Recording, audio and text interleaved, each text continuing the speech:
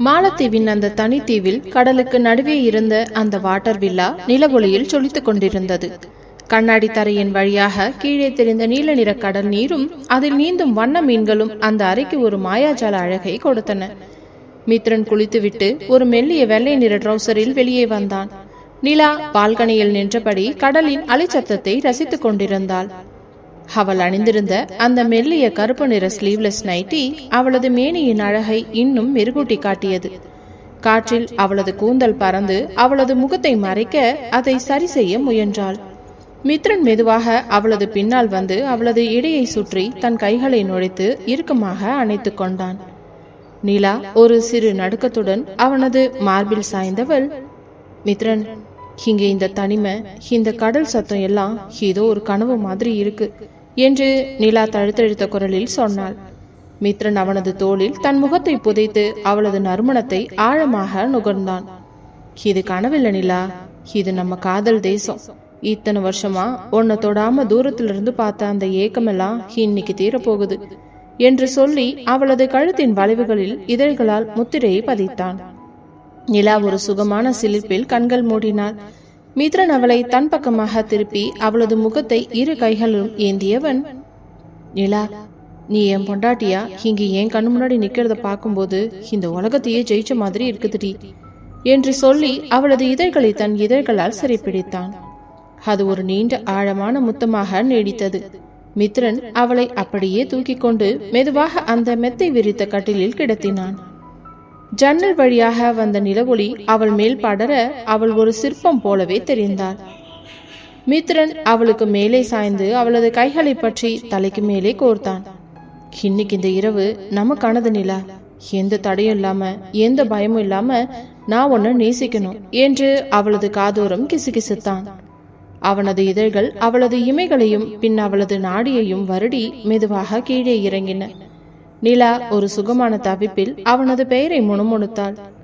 மித்ரனின் கைகள் அவளது இடையின் வளைவுகளை வருடிய போது நிலாவிற்குள் ஒரு மின்னல் பாய்ந்ததைப் போல இருந்தது. அந்த அறையின் இதமான வெப்பத்தில் இருவரின் மூச்சு காற்றும் ஒன்றாக கலக்க இரவு நீல நீல அவர்களின் காதலின் வேகமும் அதிகரித்தது. கடலின் அலைகள் கரையில் மோதும் சத்தத்திற்கு இணையாக அவர்களின் இதய துடிப்பும் அதிகரித்தது. மித்ரன் அவளது ஒவ்வொரு அசைவையும் ரசித்து ரசித்து காதலித்தான். அந்த இரவு அவர்களின் திருமண வாழ்வின் மிக அழகான ஆழமான தொடக்கமாக அமைந்தது. மறுநாள் காலை அர்ஜுன் பங்களாவில் அர்ஜுன் தனது அறையில் யாழினியை தூக்கத்திலிருந்து எழுப்ப முயன்றான். யாழி, எழுந்திரிடா, மணி 8 போகுது, ஆராதனா குட்டி இப்போ வந்துருவா என்று அவளது கன்னத்தை தட்டி எழுப்பினான். யாழினி தூக்க கலக்கத்துடன் அர்ஜுனின் கழுத்தை சுற்றி கைகளை போட்டுக்கொண்டு, இன்னும் கொஞ்ச நேரம் அர்ஜுன், மித்ரனும் நிலாவும் இல்லாம வீடு கொஞ்சம் அமைதியா இருக்கு, அதை ரசிக்க விடுங்க என்று அவனது நெஞ்சில் முகம் புதைத்தாள். அர்ஜுன் அவளை இன்னும் இறுக அணைத்து கொண்டு, அப்போ நாமளும் ஒரு ஹனிமூனுக்கு போயிட்டு வந்துடலாமா, மித்ரன் நிலா மாதிரி பாரிஸ் போலாமா என்று கேட்க யாழினி சிரித்து கொண்டே அவனை பார்த்தவள், நமக்கு என்ன, இப்பதான் புதுசா கல்யாணம் ஆகியிருக்கா, வீட்டுல 2 வாரிசு வந்தாச்சு அர்ஜுன் என்றாள். அன்புக்கு ஏதுடா வயசு, இப்ப கூட நீ அந்த காலேஜில் நான் பார்த்த அதே யாழினி தான் என்று சொல்லி அர்ஜுன் அவளது இதழ்களில் ஒரு மென்மையான முத்தத்தினை பதித்தான். அப்பொழுது கதவு தட்டப்பட்டது. அப்பா, அம்மா, தம்பிக்கு பசிக்குதான், சீக்கிரம் கதவு தரங்க என்று ஆராதனா குட்டி கத்தினாள். அர்ஜுன் சிரித்து கொண்டே, பாத்தியா, நம்ம ரொமான்ஸை கெடுக்கிறதுக்கே ஒரு படையே காத்துக்கிட்டு இருக்கு என்று சொல்லி எழுந்து சென்றான். மாலத்தீவின் அந்த நீல நிற கடல் பரப்பு காலையின் பொன்னிற சூரிய ஒளியில் வைரம் போல ஜொலித்தது. மித்ரன் நிலாவை தூக்கத்திலிருந்து எழுப்ப அவள் அவனது மார்பில் இன்னும் ஆழமாக முகம் புதைத்து கொண்டாள். மித்ரன், இன்னும் கொஞ்ச நேரம் என்று அவள் சினுங்க மித்ரன் அவளது காதோரம் குனிந்து, நிலா, இன்னைக்கு நாம ஆழ்கடலுக்குள்ள போக போறோம், ஸ்கூபா டைவிங் மறந்துட்டியா என்றான். கடலுக்கு நடுவே இருந்த அந்த டைவிங் ஸ்பாட்டிற்கு இருவரும் வந்தனர். கருப்பு நிற டைவிங் உடையில் நிலா மிக அழகாக இருக்க மித்ரன் அவளுக்கு ஆக்சிஜன் மாஸ்கை சரி செய்து விட்டான். பயப்படாத நிலா, நான் உன் கையை பிடிச்சுக்கிட்டே தான் இருப்பேன் என்று சைகை செய்துவிட்டு இருவரும் நீல கடலுக்குள் குதித்தனர். ஆழ்கடலின் அமைதி அவர்களுக்கு ஒரு புதிய உலகத்தை காட்டியது. வண்ணமயமான மீன்கள் அவர்களை சுற்றி நீந்த மித்ரன் கடலுக்கு அடியிலேயே நிலாவின் கையை பிடித்து கொண்டு அவளை தன்னோடு அணைத்து கொண்டான். அந்த நீல நிற நீருக்குள் ஒருவருக்கொருவர் கண்களாலேயே காதலை பரிமாறிக்கொண்ட அந்த தருணம் மிகவும் தெய்வீகமாக இருந்தது. நிலா ஒரு குட்டி தேவதையைப் போல நீந்த மித்ரன் அவளை ரசித்துக் கொண்டே பின்தொடர்ந்தான். சென்னையில் அர்ஜுன் பங்களாவின் மற்றொரு பகுதியில் சிவா மற்றும் காவியாவின் காதல் உலகம் சற்று வித்தியாசமாக தமாஷாகவும் தொடங்கியது. சிவா தனது லேப்டாப்பில் ஏதோ வேலை செய்து கொண்டிருக்க காவ்யா வித்யுத் குட்டியை தூங்க வைத்துவிட்டு அங்கே வந்தாள். அவள் சிவாவின் பின்னால் சென்று அவனது கண்களை பொத்தியவள், சிவா, என்ன இது? வீட்டில் இருக்கும்போது கூடமா ஆபீஸ் வேலை? நிலாவும் மித்ரனும் ஹனிமூன் போயிருக்காங்க. அண்ணனும் அண்ணியும் அவங்க ரூம்ல ரொமான்ஸ் பண்றாங்க. நாம மட்டும் இப்படி இருக்கலாமா என்று செல்லமாக சலித்து கொண்டாள்.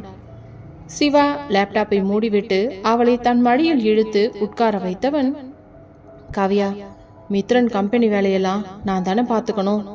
சரி சொல்லு, உனக்கு இப்போ என்ன வேணும் என்று அவளது மூக்கை வருடினான். எனக்கு ஒரு ஐஸ்கிரீம் வேணும், அதுவும் நீங்க இப்போவே கடைக்கு போய் வாங்கிட்டு வரணும் என்று காவியா பிடிவாதம் பிடித்தாள். சிவாவும் சிரித்து கொண்டே, இந்த நைட்லையா? சரி, போயிட்டு வரேன் என்று எழ முயல காவியா அவனது சட்டையை பிடித்து இழுத்து மீண்டும் அமர வைத்தாள். அதுக்கு முன்னாடி எனக்கு ஒரு கிஃப்ட் வேணும் என்று அவனது கண்களை ஆழமாக பார்த்தாள். சிவா அவளது இடையை சுற்றி தன் கைகளை வளைத்து அவளை தன் பக்கம் இன்னும் நெருக்கமாக இழுத்தான். இந்த காவியாவுக்கு என்ன கிஃப்ட் பிடிக்கும்னு எனக்கு தெரியாதா என்று சொல்லி அவளது நெற்றியில் ஒரு நீண்ட முத்தத்தை பதித்தான். காவியா வெட்கத்துடன் அவனது மார்பில் சாய்ந்து கொள்ள சிவா அவளது காதோறும் ஒரு மெல்லிய பாடலை பாடத் தொடங்கினான்.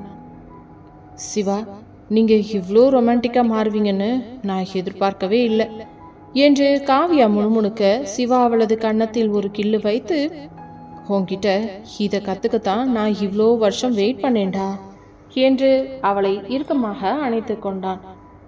அடுத்த நாள் அதிகாலை அர்ஜுன் பங்களாவின் ஹாலில் அர்ஜுனும் யாழினியும் ஆராதனா குட்டியுடன் அமர்ந்து பேசிக் கொண்டிருந்தனர். யாழினி அர்ஜுனிடம், அர்ஜுன், வித்யுத் தூங்கிட்டான், ஆராதனாவும் இன்னைக்கு ரொம்ப டயர்டா இருக்கா, நாம கொஞ்ச நேரம் தோட்டத்துக்கு போகலாமா என்று கேட்க அர்ஜுன் அவளது கையை பற்றி கொண்டான். நிச்சயமா யாழி, நிலா இல்லாததுனால வீடு கொஞ்சம் வெறிச்சோடி இருக்கிற மாதிரி தான் இருக்கு. ஆனா உன் கூட இருக்கும்போது அந்த தனிமை கூட எனக்கு இனிமையா தான் இருக்கு என்றான். தோட்டத்தில் இருந்த அந்த ஊஞ்சலில் இருவரும் அமர்ந்தனர். நிலவொளி செடி கொடிகளின் வழியாக வந்து அவர்கள் மேல் விழுந்தது. அர்ஜுன் யாழினின் தோளில் தலை சாய்த்து, யாழி, நம்ம குடும்பத்துல இருக்க இந்த 3 ஜோடிகளுமே காதல்ல ஒருத்தருக்கு ஒருத்தர் சலைச்சவங்க இல்லல்ல என்று கேட்க யாழினியும் சிரித்து கொண்டே, உண்மைதான் அர்ஜுன், ஆனா அதுக்கெல்லாம் குருவே நீங்க தான் என்று அவனது கையை அழுத்தமாக பிடித்து கொண்டாள். 3 ஜோடிகளுமே வெவ்வேறு விதமான காதலை சுவைத்துக் கொண்டிருந்தனர்.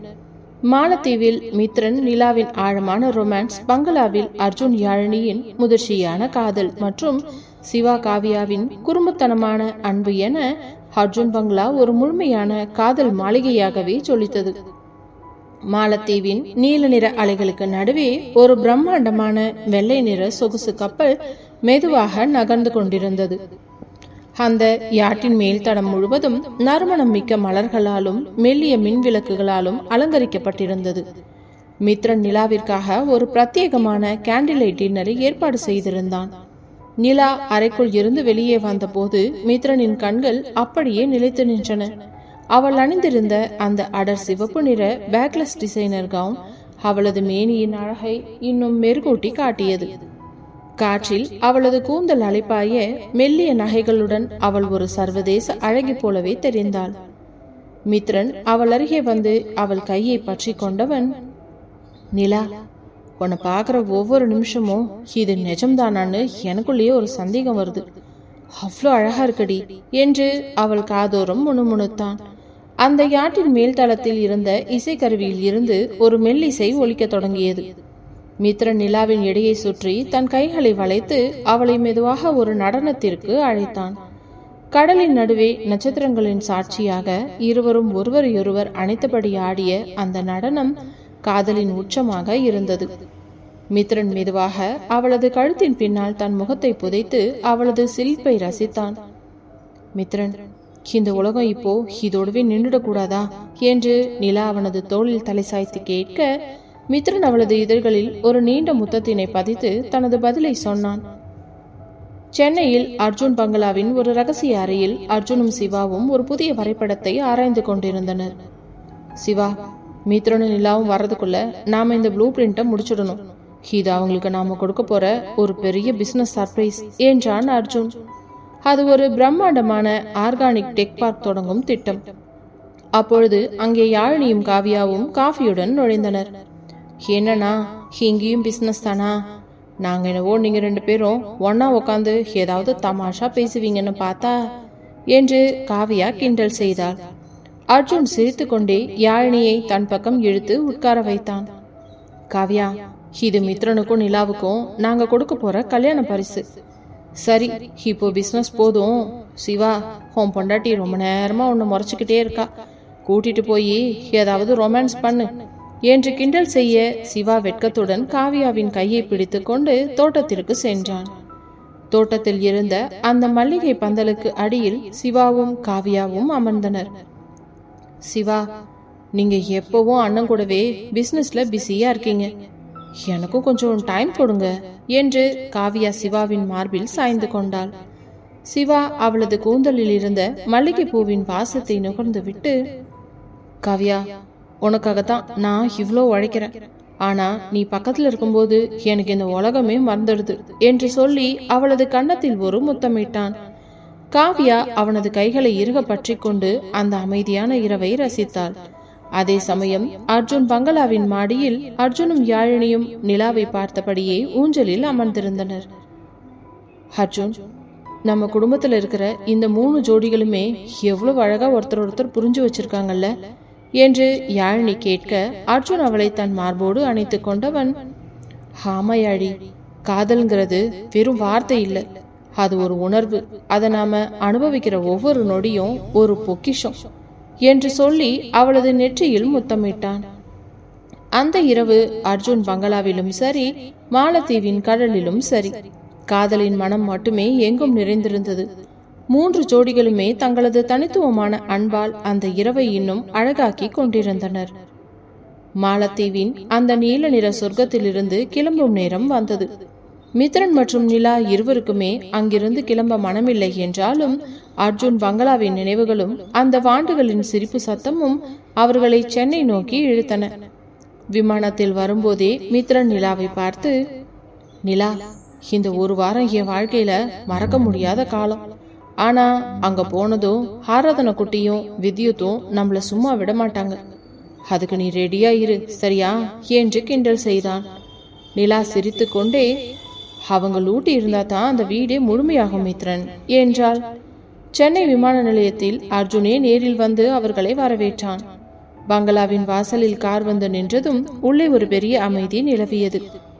என்னன்னா, ஒருத்தர் கூட வாசலுக்கு வரல என்று நிலா ஆச்சரியத்துடன் கேட்க, அர்ஜுன் புன்னகையுடன், உள்ள போய் பாரு என்றான்.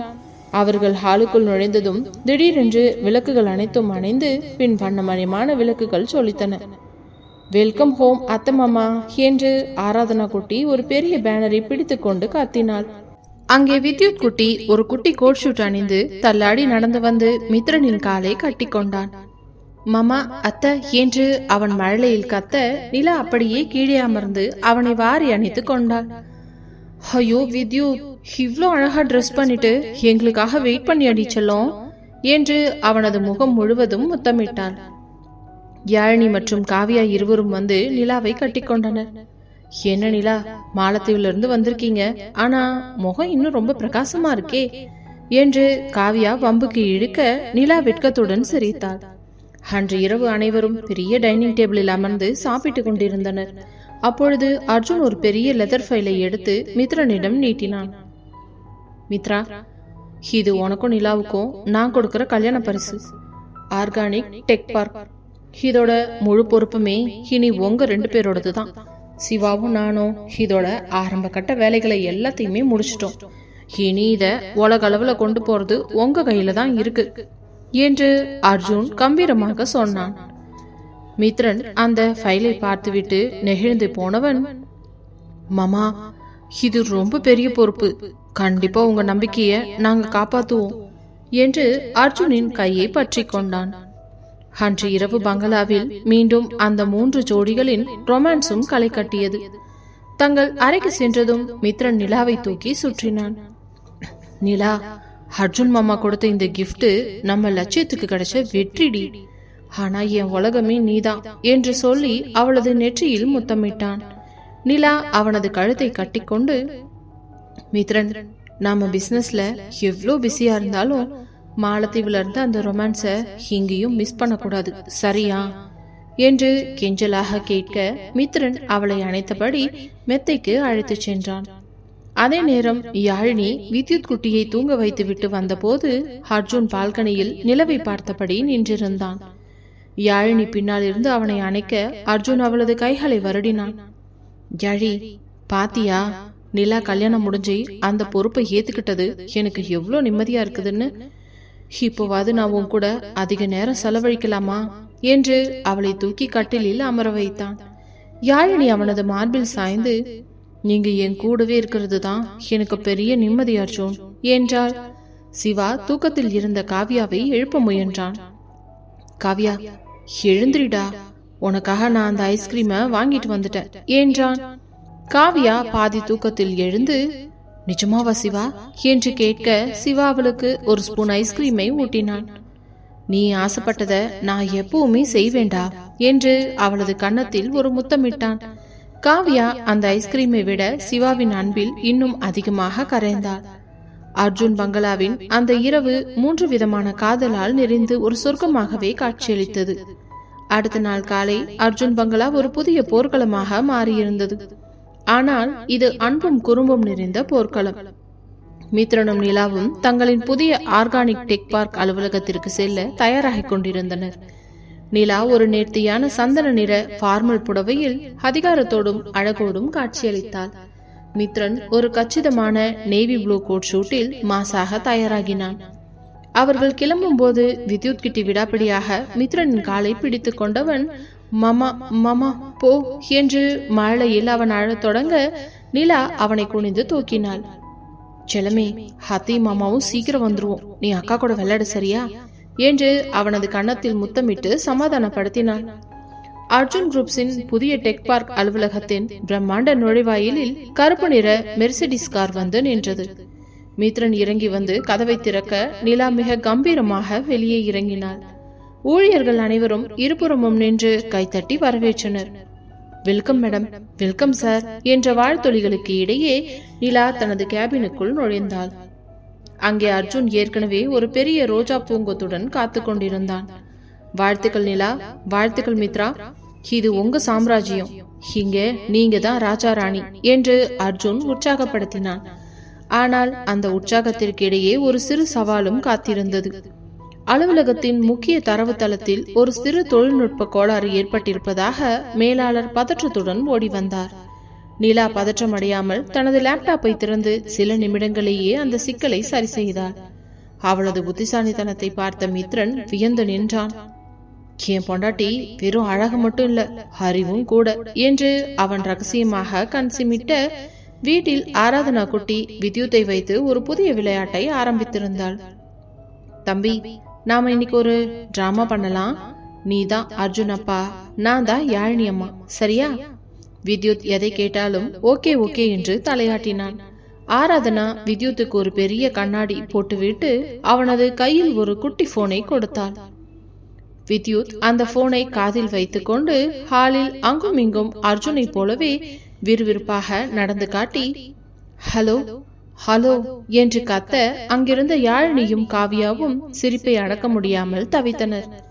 காவியா சிவாவை பார்த்து, பாத்தீங்களா சிவா, உங்க மருமகன் இப்போவே பெரிய பிசினஸ் மேன் ஆயிட்டான் என்று கிண்டல் செய்ய சிவா அவளை பின்னால் இருந்து அணைத்து கொண்டு, அவன் அப்பாவையும் மாமாவையுமே மிஞ்சிடுவான் போலையே என்று அவளது காதோரம் முணுமுணுத்தான். மாலை அனைவரும் வீட்டிற்கு திரும்பியதும் பங்களாவின் தோட்டத்தில் ஒரு சிறு தேநீர் விருந்து நடந்தது. மித்ரன் நிலாவிற்கு தெரியாமல் அவளது புடவை தலைப்பை பிடித்து இழுத்தான். நிலா திரும்பி பார்க்க, இன்னைக்கு ஆபீஸ்ல நீ அந்த பிரச்சனையை சரி பண்ண விதம், ஐ லவ் யூ நிலா என்று அவளது கையில் ஒரு குட்டி முத்தமிட்டான். நிலா வெட்கத்துடன், மாமா எல்லாரும் பாக்குறாங்க என்று விலக முயல மித்ரன் அவளை இன்னும் நெருக்கமாக அணைத்து கொண்டான். அர்ஜுன் யாழினியை ஒரு அழகான ஊஞ்சலில் உட்கார வைத்து ஆட்டிவிட்டு கொண்டிருந்தான். யாழி, நிலா பிசினஸை இவ்வளோ அழகா கையாளுறத பார்க்கும்போது எனக்கு ரொம்ப பெருமையா இருக்கு. இப்போ நாம நிம்மதியா ஒரு லாங் டிரைவ் போலாமா என்று கேட்க யாழினி அவனது கையை இறுக்கமாக பிடித்து கொண்டு, நீங்க கூப்பிட்டா நான் எங்க வேணாலும் வருவேன் அர்ஜுன் என்றாள். சிவா காவியாவிற்காக தோட்டத்திலேயே ஒரு குட்டி ஐஸ்கிரீம் பாரை அமைத்திருந்தான். இந்தா காவியா, நீ ஆசைப்பட்ட மாதிரி எல்லா பிளேவர்ஸுமே இருக்கு என்று ஊட்டினான். காவியா அந்த ஐஸ்கிரீமை விட சிவாவின் அன்பில் திளைத்து அவனது தோளில் சாய்ந்து கொண்டாள். அர்ஜுன் பங்களாவின் அந்த மாலை பொழுது 3 ஜோடிகளின் காதலாலும் குழந்தைகளின் மழலை சிரிப்பாலும் ஒரு முழுமையான கவிதையாகவே மாறியிருந்தது. அன்றைய இரவு அர்ஜுன் பங்களாவில் ஒரு விதமான அமைதி நிலவினாலும் நிலாவுக்கு மட்டும் ஏதோ ஒரு தயக்கம் இருந்து கொண்டே இருந்தது. அந்த புதிய டெக் பார்க் பொறுப்பை ஏற்றதில் இருந்து அவளுக்கு வரும் சில மர்மமான போன் கால்கள் அவளை சிந்திக்க வைத்தன. மித்ரன் குளித்துவிட்டு அறைக்குள் வந்தபோது நிலா லேப்டாப்பையே உற்று பார்த்து கொண்டிருப்பதை பார்த்தான். அவன் மெதுவாக அவள் பின்னால் சென்று அவளது கழுத்தில் தன் முகத்தை புதைத்து அணைத்து கொண்டான். நிலா, ஆபீஸ் முடிஞ்சு வீட்டுக்கு வந்துட்டோம்ல, இன்னும் என்ன அதே யோசனை என்று அவன் கேட்க நிலா லேப்டாப்பை மூடிவிட்டு அவன் பக்கமாக திரும்பினாள். மித்ரன், எனக்கு என்னவோ சரியா படல. அந்த புது ப்ராஜெக்ட் விவரங்களை யாரோ ஹேக் பண்ண முயற்சி பண்ற மாதிரி தெரியுது. இது பிசினஸ் போட்டி மட்டும் இல்ல, நம்ம குடும்பத்தை யாரோ கண்காணிக்கிற மாதிரியே ஒரு உணர்வு என்றால் மித்ரன் அவளது கைகளை பற்றி தன் இதழ்களோடு அழுத்தி, அர்ஜுன் மாமா இருக்காரு, நான் இருக்கேன், உனக்கு எதுக்கு பயம்? வேண்டாம் நிலா, இன்னைக்கு இந்த தனிமையில அந்த டென்ஷன் எதுவுமே வேண்டாம் என்று அவளை தூக்கி மெத்தையில் கிடத்தினான். அவனது அணைப்பிலும் முத்தத்திலும் நிலா தனது கவலைகளை மெல்ல மெல்ல மறக்க தொடங்கினாள். அதே சமயம் அர்ஜுன் தனது அறையில் யாழினியுடன் ஏதோ ஒரு சீரியஸான விவாதத்தில் ஈடுபட்டிருந்தான். யாழி, நிலா சொன்னது உண்மைதான். சஞ்சய் ஜெயிலுக்கு போனாலும் அவனோட ஆட்கள் வெளியில இன்னும் சுத்திக்கிட்டு இருக்காங்க. ஆனா அவங்க நம்ம கிட்ட நேரடியா வரமாட்டாங்க. நம்ம குழந்தைகளை தான் குறி வைப்பாங்களோன்னு பயமா இருக்குது என்றான் அர்ஜுன். யாழினி அவனது கையை இறுக பிடித்து கொண்டு, அர்ஜுன், நம்ம வாரிசுகளை தொட யாராலையும் முடியாது. நானும் நிலாவும் சேர்ந்து ஒரு பிளான் பண்ணியிருக்கோம். நாளைக்கு நாம ஒரு விசேஷத்துக்கு ஏற்பாடு பண்ணலாம். அப்போ அந்த எதிரிகள் வெளியில வந்தே ஆகணும் என்றாள் துணிச்சலுடன். அர்ஜுன் அவளது நெற்றியில் முத்தமிட்டு அவளது தைரியத்தை பாராட்டினான். மறுநாள் காலை பங்களாவின் ஹாலில் ஒரு பெரிய கொண்டாட்டத்திற்கு ஏற்பாடு செய்யப்பட்டிருந்தது. வித்யுத் குட்டிக்கு ஒரு பட்டு வேட்டி கட்டி தலையில் ஒரு சின்ன கிரீடமும் வைத்திருந்தாள் ஆராதனா. தம்பி, இன்னைக்கு நீதான் ஹீரோ. எல்லாரும் உன்னை பாக்கிறதுக்காக வருவாங்க. நீ அழாம டான்ஸ் ஆடணும் என்று அவனுக்கு பயிற்சி கொடுத்து கொண்டிருந்தாள். வித்யுத் அத்தை என்று கூப்பிட்டு கொண்டே நிலாவை பார்த்து ஓடி வந்தான். நிலா அவனை தூக்கி முத்தமிட்டு, என் செல்லம், இன்னைக்கு தான் முதல் தடவை மேடை ஏற போறான் என்று கொஞ்சினாள். சிவா மற்றும் காவியா இருவரும் அந்த விழாவிற்கான அலங்காரங்களை கவனித்துக் கொண்டிருந்தனர். சிவா ஒரு பூச்சரத்தை மாட்ட முயலும் போது காவியா குறுக்கே வர இருவரும் அப்படியே தடுமாறி ஒருவரையொருவர் கட்டி கொண்டனர். சிவா, எல்லாரும் இருக்காங்க, கைய விடுங்க என்று காவியா வெட்கப்பட, ஏன் பொண்டாட்டிய நான் தொடறதுக்கு யார்கிட்டயும் அனுமதி கேட்க முடியாது என்று சொல்லி அவளது கன்னத்தில் நைசாக ஒரு கிள்ளி கிள்ளி வைத்தான் சிவா. விழா தொடங்கியது. உறவினர்கள் மற்றும் நண்பர்கள் கூடியிருக்க மேடையில் வித்யுத் குட்டியை நிற்க வைத்தனர். ஒரு துள்ளலான இசை ஒலிக்க வித்யுத் முதலில் புரியாமல் எல்லாரையும் பார்த்தான். பிறகு ஆராதனா குட்டி மேடைக்கு கீழே இருந்து கைத்தட்டி காட்ட வித்யுத் தனது பிஞ்சு பாதங்களை எடுத்து வைத்து இடுப்பை ஆட்டி தட்டு தடுமாறி ஒரு குட்டி டான்ஸை ஆடினான். அதை பார்த்த அர்ஜுன் மற்றும் மித்ரனுக்கு கண்கள் பனித்தன. ஆனால் அந்த சிரிப்பொலிக்கு இடையே கூட்டத்தில் யாரோ ஒருவன் கையில் கேமராவுடன் அர்ஜுன் பங்களாவின் ஜன்னல்களை ரகசியமாக படம் பிடித்துக் கொண்டிருப்பதை நிலா கவனித்தாள். அவள் யாழினியிடம் கண்ணாலேயே சைகை செய்ய இருவரும் யாருக்கும் தெரியாமல் அந்த உருவத்தை பின்தொடர்ந்து சென்றனர். தோட்டத்தின் ஒரு இருட்டான பகுதியில் அந்த ஆள் தனியாக சிக்கினான். நிலா அவனை பிடித்து திருப்பிய போது அவன் கையில் இருந்த கேமராவை பிடுங்கியவள், யாருடா நீ, யாரோட ஆளு என்று நிலா அதட்ட அவன் மிரண்டு போனான். யாழினி அர்ஜுனை அழைக்க முற்பட அந்த ஆள் ஒரு கத்தியை எடுக்க முயன்றான். ஆனால் நிலா அவனை தனது தற்காப்பு கலை திறமையால் ஒரே அடியில் கீழே வீழ்த்தினாள். அர்ஜுனும் மித்ரனும் அங்கே ஓடி வந்து அவனை பிடித்து கொண்டனர். சஞ்சய் இன்னும் அடங்கலையா என்று அர்ஜுன் அவனது சட்டையை பிடித்து உழுக்க, இல்ல சார், இது சஞ்சய் இல்ல, விக்ரமோட ஆளுங்க என்று அவன் உளறினான். அர்ஜுன் போலீஸை வரவழைத்து அவனை அனுப்பி வைத்தான். அந்த பதற்றம் முடிந்ததும் நிலா ஒரு பெருமூச்சு விட்டாள். மித்ரன் அவளை இறுக்கமாக அணைத்து கொண்டு, நிலா, நீ இவ்ளோ தைரியமா இருப்பேன்னு நான் எதிர்பார்க்கவே இல்லை என்றான் பெருமையாக. அன்று இரவு பங்களாவில் ஒரு நிம்மதியான சூழல் நிலவியது. ஆபத்துக்கள் வந்தாலும் அந்த குடும்பத்தின் ஒற்றுமை அதை முறியடிக்கும் என்ற நம்பிக்கை அனைவருக்கும் இருந்தது. அர்ஜுன், மித்ரன் மற்றும் சிவா ஆகிய மூவரும் தங்களது மனைவிகளுடன் தோட்டத்து ஊஞ்சலில் அமர்ந்து வித்யுத்தின் அந்த அழகான டான்ஸை பற்றி பேசிக்கொண்டே சிரித்துக் கொண்டிருந்தனர். அடுத்த நாள் காலை அர்ஜுன் பங்களாவில் ஒரு புதிய விடியல் பிறந்தது. முந்தைய நாள் இரவின் பதற்றம் மறைந்து இப்பொழுது அனைவர் முகத்திலும் ஒரு தெளிவு தெரிந்தது. அர்ஜுன் தனது பிரம்மாண்டமான டைனிங் டேபிளில் அமர்ந்து லேப்டாப்பில் எதையோ தீவிரமாக பார்த்து கொண்டிருந்தான். மித்ரன் கீழே இறங்கி வந்தபோது அர்ஜுன் அவனை அழைத்து அவன் கையில் ஒரு கோப்பை நீட்டினான். மித்ரா, விக்ரம் இவ்வளவு சீக்கிரம் நம்ம குடும்பத்தை நெருங்குவான்னு நான் நினைக்கவே இல்லை. அவன் நம்ம டெக் பார்க்க மட்டும் குறி வைக்கல, நம்ம சந்தோஷத்தையும் சேர்த்தே குறி வைக்கிறான். இனி நாம தற்காப்புல இருக்கக்கூடாது, அட்டாக் பண்ணணும் என்றான் அர்ஜுன் ஒரு தீர்க்கமான பார்வையுடன். மித்ரன் அந்த கோப்பை பார்த்துவிட்டு, நிச்சயமா மாமா, நிலாவோட ஐடியாவை பயன்படுத்தி விக்ரமோட சர்வரை நாம ட்ராக் பண்ணிட்டோம். அவன் இப்ப சிங்கப்பூர்ல இருந்துதான் இதையெல்லாம் ஆப்ரேட் பண்ணிக்கிட்டு இருக்கான். இன்னைக்கு நைட்டுக்குள்ள அவனோட நெட்வொர்க் மொத்தத்தையும் நம்ம காலி பண்ணிடலாம் என்றான் மித்ரன் ஆவேசமாக. அப்பொழுது நிலாவும் யாழினியும் அங்கே வந்தனர். நிலா ஒரு சுறுசுறுப்பான கருப்பு நிற சுடிதாரில் லேப்டாப்பை தூக்கி கொண்டு வந்தாள். ஹனா, மித்ரன், நான் ஏற்கனவே விக்ரமோட மெயின் ஃபைல்ஸ ஒரு வைரஸை ஏத்திட்டேன். அவன் எப்போ நம்ம டேட்டாவை திருட முயற்சி பண்றானோ அப்ப அவனோட மொத்த சிஸ்டமும் லாக் ஆகிடும். அதுதான் அவனுக்கு நாம வைக்கிற ஆப்பு என்றாள் நிலா புன்னகையுடன். அர்ஜுன் அவளது தலையை தட்டி, என் தங்கச்சி புத்திசாலின்னு எனக்கு தெரியுமே என்று பெருமைப்பட்டான். மறுபுறம் ஹாலில் ஒரு கலைப்புறமே நடந்து கொண்டிருந்தது. வித்யுத் குட்டி தனது தட்டில் இருந்த இட்லியை தூக்கி ஆராதனாவின் தலையில் வைக்க முயல, ஆராதனா, அம்மா இங்க பாருங்க தம்பி என்ன பண்றான்னு என்று கத்தினாள். யாழினி ஓடி வந்து வித்யுத்தை வாரி அணைத்து, செல்லமே, சாப்பாடு வச்சு விளையாட கூடாதுடா என்று அவனுக்கு ஊட்ட முயல, வித்யுத் பா பா என்று கத்திக்கொண்டே அர்ஜுனின் பக்கம் ஓடினான். அர்ஜுன் அவனை தூக்கி முத்தமிட்டு, என் செல்லக்குட்டி இப்பவே அட்டாக் பண்ண ஆரம்பிச்சிட்டான் என்று சிரித்தான். சிவா மற்றும் காவியா இருவரும் தோட்டத்திற்கு சென்றனர். காவியா ஒரு ரோஜா செடியை பராமரித்துக் கொண்டிருக்க சிவா அவளுக்கு தெரியாமல் பின்னால் வந்து அவளது தோளில் சாய்ந்தான். காவியா, இன்னைக்கு நம்ம வெளியில போலாமா? இந்த டென்ஷன் எல்லாம் முடிஞ்சதுக்கு அப்புறம் உன்னை ஒரு இடத்துக்கு கூட்டிட்டு போகணும்னு நான் நினைச்சுக்கிட்டு இருக்கேன் என்றான் சிவா. காவியா அவனது கையை பற்றி கொண்டு, சிவா, நீங்க கூட இருந்தாலே அது ஒரு அழகான சுற்றுலா தான். ஆனா நிலாவுக்கும் மித்ரனுக்கும் இப்போ பாதுகாப்பு முக்கியமே என்றாள் அக்கறையுடன். சிவா அவளது கன்னத்தில் ஒரு முத்தமிட்டு, நாம எல்லாரும் ஒன்னா இருக்கும்போது யாராலையும் நம்ம தொட முடியாதுடா என்று அவளை இறுக்கமாக அணைத்து கொண்டான். மதியம் டெக் பார்க் அலுவலகத்தில் மித்ரனும் நிலாவும் தீவிரமாக வேலை செய்து கொண்டிருந்தனர்.